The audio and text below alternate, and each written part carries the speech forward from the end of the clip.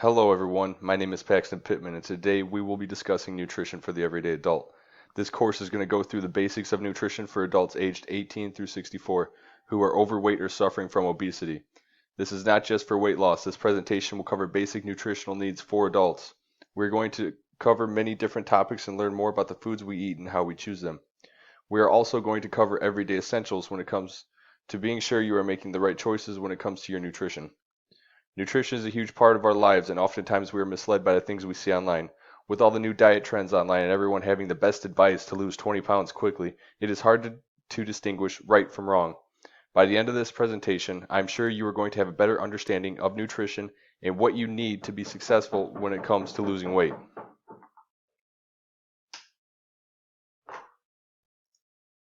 Okay, so here are the goals for what we are going to be covering today. By the end of this presentation, you should all have better understanding on these topics. Reading a nutrition label. Learn how to manage your dietary needs, get information on what you need to have a healthy lifestyle. Learn how to distinguish between healthy and not healthy food options when meal planning, how to budget healthy foods into your shopping list, and learn how to incorporate daily physical activity to get the heart rate up and your body moving while on a time crunch. All right, before we get started, I would like to conduct a quick nutrition label reading exercise. Below I have copy and pasted three nutrition labels. From what you see, you're going to tell me which one you believe is the healthiest. Here's number one, number two, and number three. All right, now that you have your answers, here are what your three choices were. Number one was a bag of Doritos. Number two, this granola bar. And number three was a Hershey's chocolate bar. This was just a simple exercise to see where you all stood in terms of reading a nutrition label. Sometimes it can be a little challenging when it comes to just relying on the nutrition label itself, which we saw with this brief assessment. All right, now moving on, we are going to cover how to break down a food label and understand its parts better. First, here we have the serving size. This is on every nutrition label, and this is where it will tell you how much of an item is considered a serving. Now, this can be in grams, cups, ounces, all depending on what you are consuming. Number two, here is the calories. Now, this is just telling you how many calories are in that said number of servings. Now, you may be thinking, what are the percent symbols on the right-hand side? Here, these are just a percent of your daily consumption based on a 2,000 calorie diet. Going into number three, this shows you the fats and what types of fats are inside this food item. We will go more in depth with that later on in this presentation. Number four is cholesterol, which having too much cholesterol is not good, so keep an eye on this number. This is very important. Number five is sodium. This is also important, but also going overboard with that can be dangerous, so try to watch that as well. Number six is your total carbohydrates. Here it breaks down how much sugars and fibers are typically inside of the food item. We will touch on this later in the presentation as well. Now going into number seven, this is going to be your proteins, which are essential for the body for energy purposes and many other factors, which we will cover later on in the presentation. Number eight is your list of micronutrients, also known as your vitamins and minerals. This usually lists the ones that are most involvement inside of the food item. We will also cover this later on. Now it's time for my plate. When determining how much you are supposed to have of each of these groups, it is important to remember that it is completely dependent on age, sex, height, weight, and activity level. With that being said, I split it into male and female ages 18 through 60. So your daily intake for males for fruits is 2 to 2.5 cups. Grains is going to be 4 to 5 ounces. Vegetables will be 3 to 4 cups. Proteins is 6 to 7 ounces. And dairy is 3 cups. For females, the fruits is going to be 1.5 to 2 cups. Grains is 3 to 4 ounces. Vegetables is going to be 2 to 3 cups. Proteins is 5 to 6.5 ounces. And dairy is also 3 cups. All right, covering the macronutrients and micronutrients. What are they? Macronutrients, or macros for short, are the three energy-yielding nutrients that are needed for your body to properly function. These consist of fats, carbohydrates, and proteins, which we will cover in more detail in the next couple of slides. Micronutrients, also known as micros, are the vitamins and minerals and phytonutrients. These do not provide energy, but they do have important functions in the metabolic pathways. There are more than 7 I listed here, but these are the most important. All right, going into micronutrients. For the first one, we have calcium. Functions include bone health, muscle contraction, nerve signaling, and blood clotting. Sources for this are dairy, leafy greens, fortified milk, and fortified orange juice. Going into vitamin C, this is an antioxidant. It's a collagen synthesis, also helps with immune support. You can find this in citrus fruits, broccoli, cauliflower, and red peppers. Next is vitamin A, which helps with vision, epithelial, which is your skin, gene expression, and immune function. Sources for this are egg yolk, orange, and green veggies. Vitamin D helps with calcium absorption, regulation of the parathyroid hormone, and has immune function. You can find this in fatty fish, egg yolk, and dairy. Going into phosphorus, this assists with bone health, cell structure, DNA, and RNA production. You can find this in animal proteins, beans, legumes, and cocoa. Magnesium helps with ATP synthesis, protein synthesis, and muscle relaxation. Sources for that are green leafy vegetables, nuts, and seeds. Potassium helps with fluid and electrolyte balance, nerve signaling, and muscle contraction. Sources for this are dark leafy greens, bananas, and avocado. Now going into fats. Fats are essential to the body for everyday functioning. A well-balanced diet is important.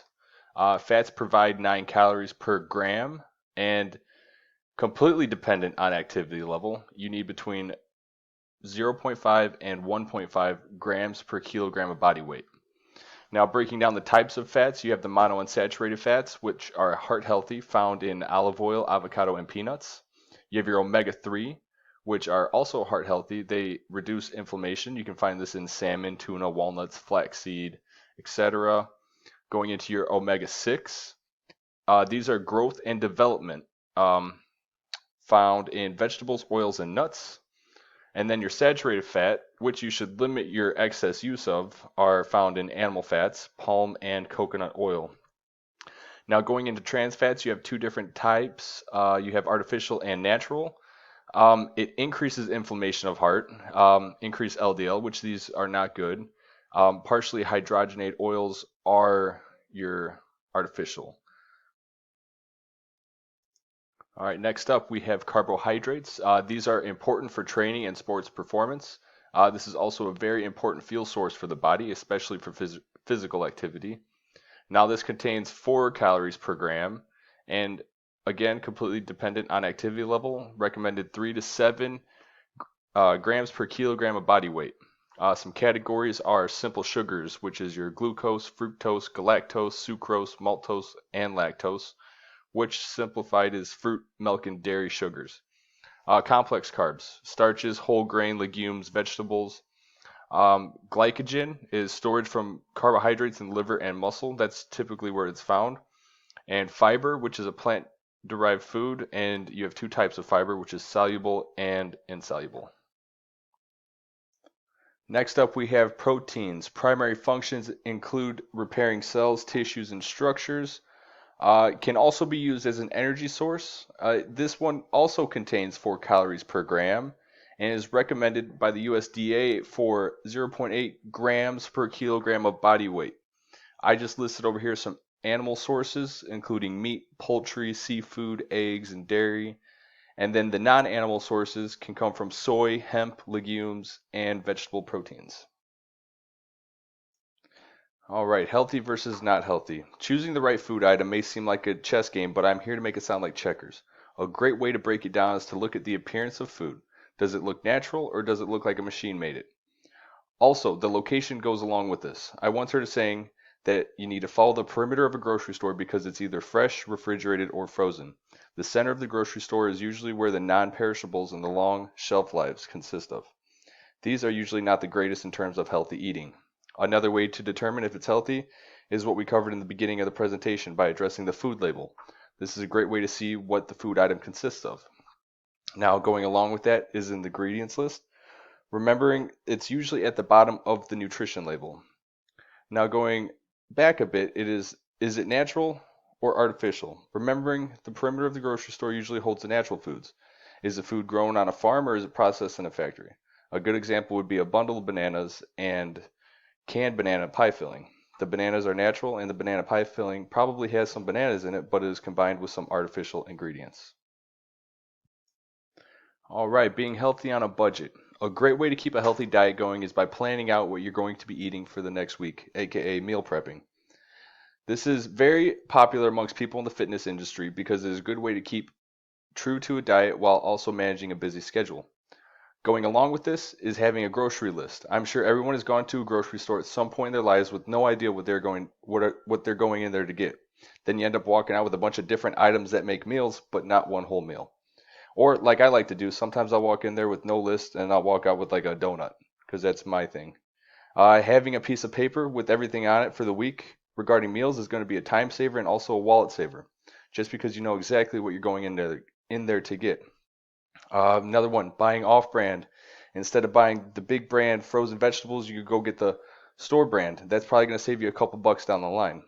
Coupons is another great way. Checking your local grocery ads, you can usually find some coupons in there. Buying in bulk is another good way to buy.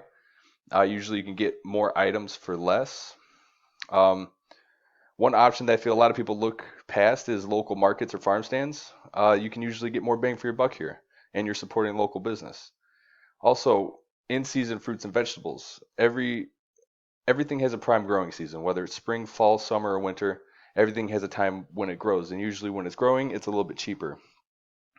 A good alternative to that also is frozen or canned. Me personally, I choose frozen because the vegetables don't seem as soggy as canned, but both are good options for if you're trying to eat healthy but just can't seem to go through the fresh produce in time. This is a good way to keep your options open. Now you can finally go into gardening. If you get the seeds and you have the land for it, you can have your own weekly supply of whatever you plant. Now, some other options for being healthy on a budget is through government aid. The largest federal nutrition assistance program is SNAP, Supplemental Nutrition Assistance Program. This program provides benefits for individuals and families who are low income. There are places all over that accept this form of assistance. Another program is the WIC, standing for Women, Infants, and Children. This program safeguards the health of low income women, infants, and children up to the age of 5. They provide supplemental foods, nutrition programs, and healthcare referrals. There are many more food assistance programs available. A good source of information would be through the USDA. All right, going into physical activity. Physical activity is anything that requires you to increase your heart rate. Adults are required to do up to 150 minutes of moderate intensity exercise each week, or 75 minutes of vigorous intensity activity a week. You can break that down into 30 minutes of exercise 5 days a week, and also 2 days of resistance training that covers all major muscle groups. This includes your legs, chest, back, hips, abs, shoulders, and arms.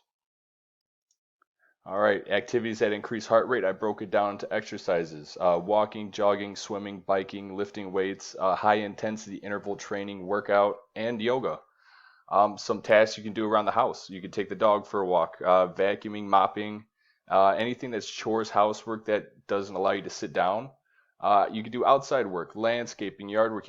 Instead of sitting on a lawnmower, you could push mow your lawn. Things like that. Anything to get the heart rate up. All right, the takeaway from this is food labels are there to help you make the right decision when it comes to choosing the correct foods to eat. It is important to understand what you're putting into your bodies, understanding the basics of macronutrients and micronutrients. My Plate is a reliable source for information regarding meals and portion sizing to help manage weight. And with the correct planning, overcoming barriers is possible. Healthy diets and exercises are important to live a happy, full functioning life. All right, we're going to do a post quiz here. Number one, a food label does not list the serving size.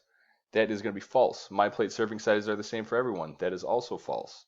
Which of the following does your body use for a main source of fuel? That's going to be your macros. There are many ways to get exercise without going to the gym. That is true. How many minutes of moderate intensity exercise should an adult get on a weekly basis? And that is going to be 150 minutes. And here's just a list of the answers. And then going through, this is the sources. Thank you, everyone. If you have any questions, feel free to ask.